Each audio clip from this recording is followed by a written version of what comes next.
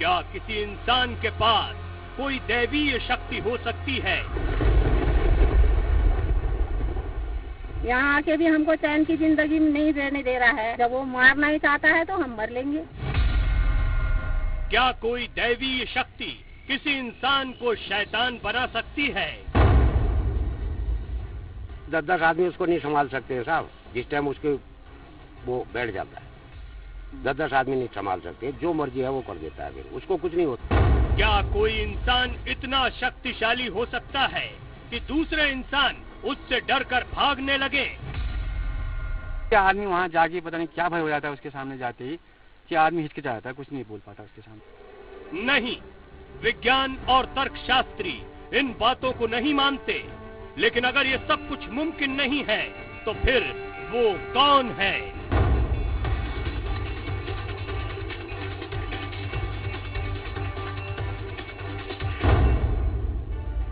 क्यों उस इंसान को शैतान मानते हैं लोग? क्यों उसके पास किसी दैवीय शक्ति का दावा किया जाता है? आखिर कौन है वो जिससे डरकर ये गांव अचानक वीरान हो गया? खून इनका गंदा हो गया है, खून साफ करना पड़ेगा। हम आपको उस गांव में लेकर आए हैं जिस गांव में आने से कोई भी खौफ खाता है। इतना खौफ कि यहाँ बने हुए पक्के मकानों को छोड़कर लोग दूसरे गांव में जा बसे हैं, किराए के मकान लेकर कहीं और रह रहे हैं। इसकी बहुत बड़ी वजह है यहाँ पर रहने वाला एक शख्स और उसका परिवार। कहते हैं उस शख्स के पास अजीबोगरीब ताकत है। हमारी मंजिल थी उत्तराखंड का एक छोटा सा गांव पटौली। हम एक ऐसी कहानी के रहस्य को तलाशने निकले थे जिस पर खुद हमें भी यकीन नहीं था, क्योंकि हमें बताया जा रहा था कि पिछले 11 बरस से उस गांव में सिर्फ एक ही शख्स रहता है, क्योंकि उसकी दैवीय शक्ति के डर से गांव के दूसरे लोग अपना सब कुछ छोड़कर कहीं दूर जा चुके हैं।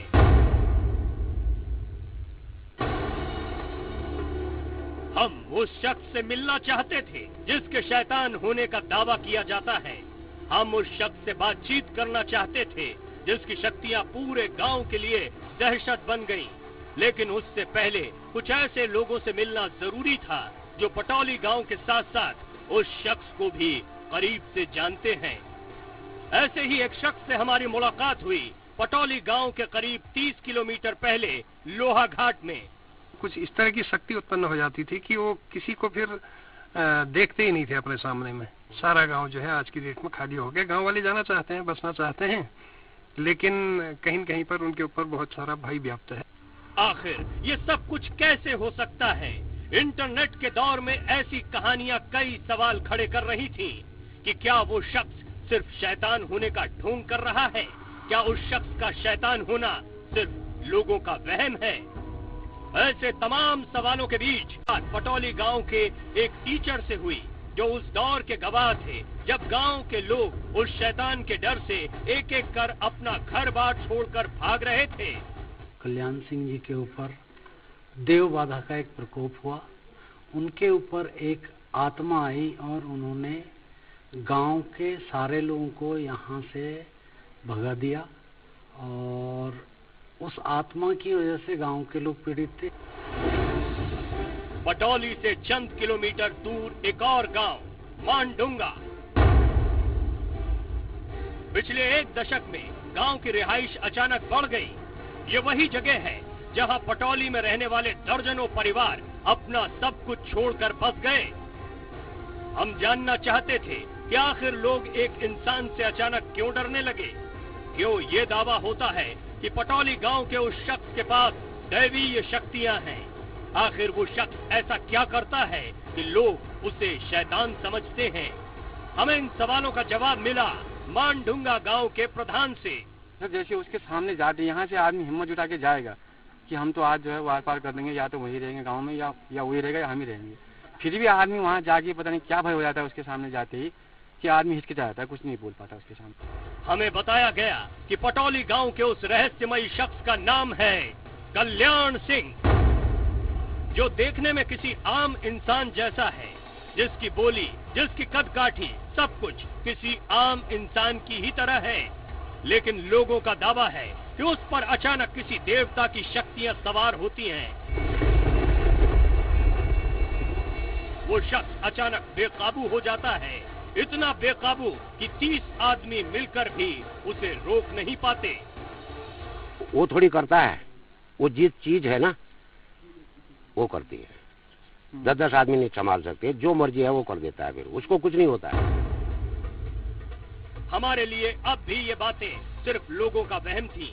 उस रहस्यमयी शख्स से मिलने से पहले हमें भी इन बातों पर यकीन नहीं हो रहा था, लेकिन जिन लोगों ने उस शख्स की शैतानी शक्तियां देखी हैं, उनके दावे हमारे यकीन को झकझोर रहे थे।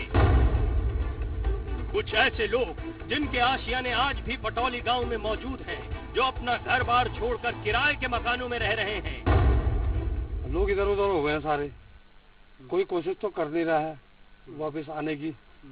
तो ठीक है, कोशिश नहीं कर रहे, हमने कभी अपना कहाँ तक किराए में रहेंगे तो थोड़ा अपना एक बना ले। कुछ लोग ऐसे भी हैं जो वापस अपने घरों में लौटना चाहते हैं, अपने गांव, अपनी मिट्टी में बसना चाहते हैं, लेकिन उस रहस्यमयी इंसान की दहशत और गांव के लोगों का डर उनका रास्ता रोक रहा है।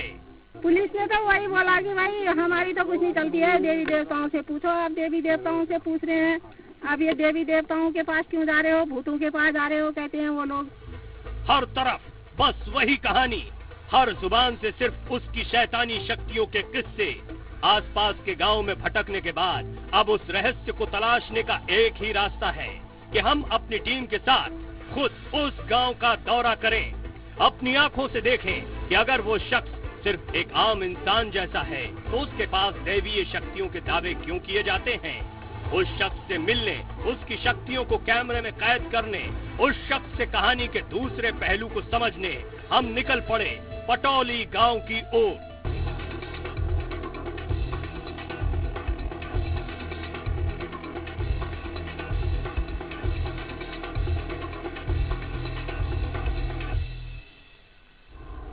पहाड़ों की वादियों के बीच बसा एक खूबसूरत सा गांव, कुदरत की ऐसी खूबसूरती जो सिर्फ तस्वीरों में दिखाई देती है, लेकिन इन वादियों के बीच वाकई इस गांव में एक अजीब सा सन्नाटा है। दर्जनों मकान हैं, लेकिन वर्षों के वीराने ने इन्हें खंडर में तब्दील कर दिया है। ये कोई फिल्मी सेट नहीं है, एक गांव की हकीकत है। यहाँ के खूबसूरत मकान अब वीराना हो चुके हैं। इन खतरनाक से दिखने वाले मकानों के भीतर छिपी हुई है एक पुरानी कहानी, एक ऐसी कहानी जिसमें बदला भी है, एक ऐसी कहानी जिसमें डर भी है।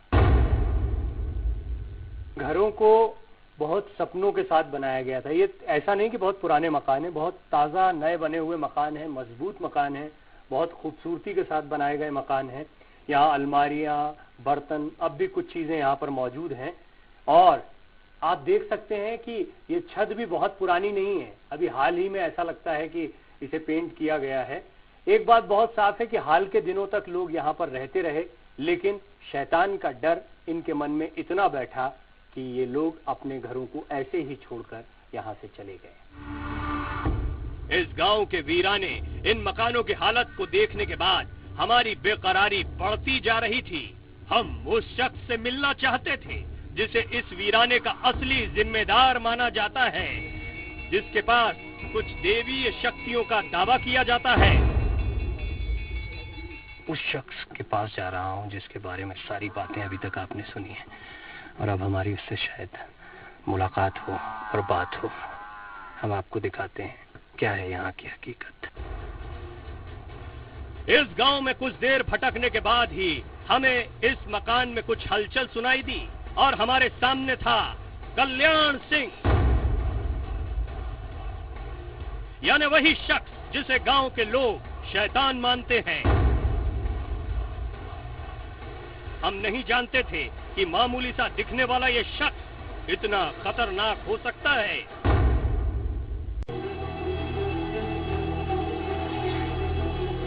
ये जली हुई दीवारें यहाँ किसी जलजले की गवाही दे रही थी, जैसे यहाँ किसी के गुस्से का कहर टूटा हो।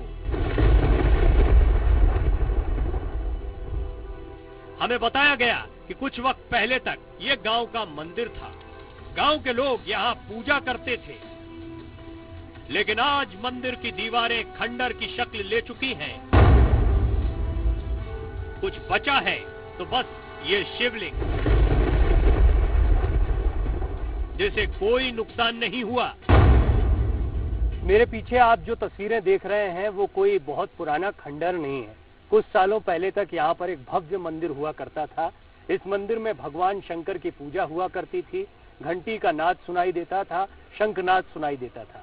लेकिन जिन्हें कहा जाता है शैतान या कुछ लोग देवता भी कहते हैं, उन्होंने इस मंदिर में आग लगाई, इस मंदिर में तोड़फोड़ कर दी और उसके बाद गांव वाले यहाँ कभी नहीं आए।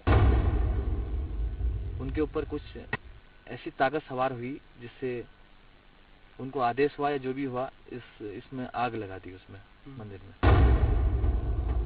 हमें बताया गया कि ये सब कुछ कल्याण सिंह की करतूत है, जिसने पूरे गांव के सामने इस मंदिर को तहस नहस कर दिया था। लोगों का मानना है कि उस रोज कल्याण सिंह पर शैतानी शक्तियां सवार थी। तबाही की इन तस्वीरों को देखने के बाद हम कल्याण सिंह के घर की ओर बढ़े और कुछ ही देर बाद हमारे सामने था कल्याण सिंह।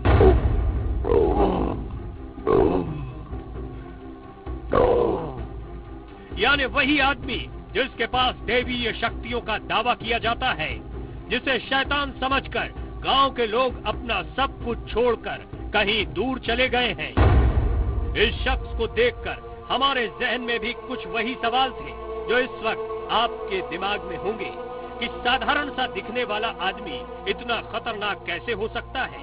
इस मामूली सी कद काठी वाले शख्स को शैतान कैसे माना जा सकता है। शुरुआत में कल्याण सिंह हमसे बातचीत के लिए राजी नहीं था, लेकिन काफी गुजारिश के बाद वो शख्स हमसे बातचीत के लिए तैयार हुआ।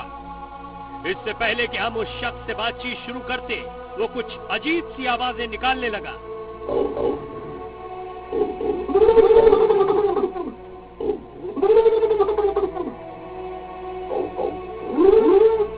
कल्याण सिंह से हमारी बातचीत शुरू हुई और ये शख्स वाकई दावा करने लगा कि उसके पास कुछ अद्भुत शक्तियां हैं। बेताल नाम है उसका, किसी भी ताल में नाचेगा वो, किसी की ताल में बोलेगा। अगर उसको सत्य मिल जाएगा तो सत्य बोलेगा। तो बेताल हुआ तो मतलब बेताल तो बहुत अच्छा नाम नहीं होता हमारे यहाँ पर। हम लोग तो उसको शैतान के तौर पर मानते हैं। नाम तो अच्छा है लेकिन उसको शैतान बना दिया ना, इंसानों ने शैतान बना दिया। तो आपको शैतान बना दिया इंसानों ने? हाँ जी। वो हमारे सामने दावा कर रहा था कि जिस वक्त उस पर शैतान सवार होता है तो दर्जनों आदमी मिलकर भी उसे काबू नहीं कर पाते। कुछ बरस पहले गांव के लोगों ने पुलिस में शिकायत भी दर्ज कराई थी। वो जेल भी गया था, लेकिन उस रोज 30 पुलिसकर्मी मिलकर भी उसे रोक नहीं पा रहे थे। बहुत कुछ कर लिया है, 3-4 बार तो जेल ही गए। एक बार चंपावत में इन्होंने पूरी चंपावत जिले को भेज दिया था। 2 बार कई साहब लोग सब चले गए हाथ जोड़ के। वो बता रहा था कि उसे देवताओं की ओर से हुक्म मिलता है और उसका गुस्सा किसी ज्वालामुखी की तरह फट पड़ता है। हुक्म हो गया मेरे पास मंदिर के अंदर जब घुसा तो भाई ये सब जलाना है तूने। मैंने कहा यार ये तुम मराओगे आज मेरे को। अब मैंने कहा हुक्म हो गया तो फिर मैंने कपड़े वपड़े खोले। तो वो ऑर्डर कैसे मिलता है आपको? कोई आवाज आती? संकेत होता है। कैसे? संकेत कानों में होता है, मुझे मालूम पड़ जाता है। कोई आवाज आती है? हाँ, संकेत कानों तक। कल्याण सिंह के मुताबिक उसके पिता शिव भक्त थे, लेकिन बरसों पहले गांव के लोगों ने जुल्म ढाए, उन्हें यातनाएं दी जो उनकी मौत की वजह बनी। जिसके बाद पिता की कुछ शक्तियां कल्याण सिंह को हासिल हुई और वो गांव के लोगों से बदला लेने लगा। ये अपने कर्मों को धोएंगे तब तो कर्म धोने हुए ठहरे। जैसे इस हाथ से तुम किसी का सर फोड़ दोगे तो ये हाथ खराब हो गया है कि नहीं, खूनी कहते हैं उसको। फिर कल्याण सिंह के मुताबिक जिस वक्त उस पर शक्तियां सवार होती हैं, वो इंसानों से कहीं ज्यादा ताकतवर हो जाता है, उसकी बोली तक बदल जाती है। श्री सरस्वती नमस्ते मध्यगम रूपी भी सुपी सलाकी विज्ञान सरस्वती तुम्हें माता तत्मे तुम्हें बंधु सदात में। ये शख्स मानता है कि वो लोगों पर जो जोर आजमाइश करता है वो सब कुछ इन्हीं गांव वालों के पापों की ही सजा है। धर्म क्या है इनको बताऊंगा ना। धर्म में आने के लिए तो वही करना पड़ेगा महाराज। खून इनका गंदा हो गया है, खून साफ करना पड़ेगा। जिस वक्त कल्याण सिंह पर शैतानी शक्तियां सवार नहीं होती, वो एक आम इंसान जैसा ही बर्ताव करता है। रोज शिवलिंग की पूजा करता है, त्योहार के मौके पर रामलीला का मंचन भी करता है और अक्सर भजन भी गाता है।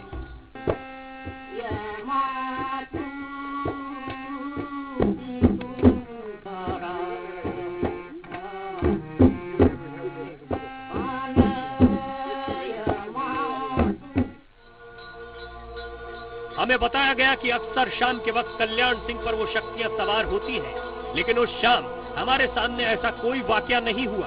कल्याण सिंह खुद के शैतान होने का दावा जरूर कर रहा था, लेकिन हमें उसकी शक्तियों का कोई सबूत नहीं दिखा। इस रहस्य को करीब से समझने के बाद हमारे सामने कई सवाल थे कि क्या इस शख्स के पास शैतानी शक्तियां होना सिर्फ गांव के लोगों का वहम है? क्या ये शख्स सिर्फ गांव के लोगों से बदला लेने के लिए खुद के शैतान होने का ढोंग रच रहा है? क्योंकि विज्ञान और तर्कशास्त्र में न शैतान का कोई वजूद है, न शैतानी शक्तियों का। मैं जब इस गांव में आया तो इस गांव के बारे में बहुत सी कहानियां, बहुत से किस्से सुने। उनकी हकीकत इस बात से साफ हो गई कि यहाँ पूरा गांव खाली है, सिर्फ एक शख्स और उनका परिवार यहाँ पर रहता है, कल्याण सिंह। इन्हें गांव वाले शैतान भी कहते हैं, इनसे डरते भी हैं। ये खुद भी मानते हैं कि इनके साथ कोई ऐसी ताकत जुड़ी हुई है जो पूरे गांव को डराती है, परेशान करती है। मंदिर को जलाने की बात से लेकर गांव वालों को भगाने तक की हर बात को स्वीकार करते हैं। लेकिन इसके बावजूद अभी आप देख रहे हैं कि भक्ति भाव में लीन है। इनका कहना है जब तक मेरे साथ ये शांति है तब तक इस गांव में शांति रहेगी, और जब लोग आते हैं तो वो शांति भंग हो जाती है। यानी ये गांव हो सकता है आने वाले समय में भी ऐसा ही रहे। अब बड़ा सवाल ये है कि लोगों के मन में ये डर कब तक बैठा रहेगा और ये किस तरह का डर है, ये कहना बहुत मुश्किल है। लेकिन फिलहाल हमारी इस खास पेशकश में इतना ही। दीजिए इजाजत, नमस्कार।